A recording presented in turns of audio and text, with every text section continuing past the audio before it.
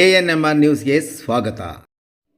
ರಾಷ್ಟ್ರೀಯ ಹೆದ್ದಾರಿ ಬೈಪಾಸ್ ರಸ್ತೆಗೆ ಮಾರ್ಚ್ 11ರಂದು ಕೇಂದ್ರ ಸಚಿವ ನಿತಿನ್ ಗಡ್ಕರಿರವರಿಂದ ಗುದ್ದಲಿ ಪೂಜೆ.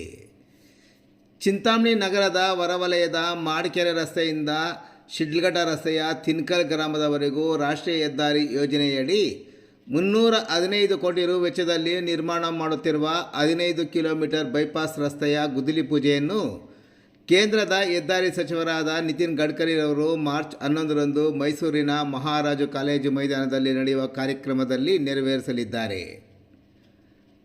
ಕೋಲಾರ ಲೋಕಸಭಾ ಸದಸ್ಯರಾದ ಎಸ್ ಮುನ್ಸಾಮಿರವರು ಚಿಂತಾಮಣಿ ಬೈಪಾಸ್ ರಸ್ತೆಗೆ ಸಚಿವರೊಂದಿಗೆ ಮಾತುಕತೆ ನಡೆಸಿ ಮಂಜೂರಾತಿ ಮಾಡಿಸಿಕೊಂಡು ಬರುವಲ್ಲಿ ಯಶಸ್ವಿಯಾಗಿದ್ದು, ರಾಜ್ಯದ 4,035 ಕೋಟಿ ರುಗಳ ವೆಚ್ಚದ ವಿವಿಧ ಹೆದ್ದಾರಿ ಕಾಮಗಾರಿಗಳಿಗೆ ನಿತಿನ್ ಗಡ್ಕರಿ ಭಾನುವಾರ ಚಾಲನೆ ನೀಡುತ್ತಿರುವ ಕಾರ್ಯಕ್ರಮದಲ್ಲಿ ಸದರಿ ಬೈಪಾಸ್ ರಸ್ತೆ ಕಾಮಗಾರಿಗೂ ಸಹ ಚಾಲನೆ ನೀಡುತ್ತಿದ್ದು, ಕೋಲಾರದ ಸಂಸದ ಎಸ್ ಮುನ್ಸಾಮಿ ಸೇರಿದಂತೆ ಹಲವಾರು ಗಣ್ಯರು ಕಾರ್ಯಕ್ರಮದಲ್ಲಿ ಭಾಗವಹಿಸಲಿದ್ದಾರೆ.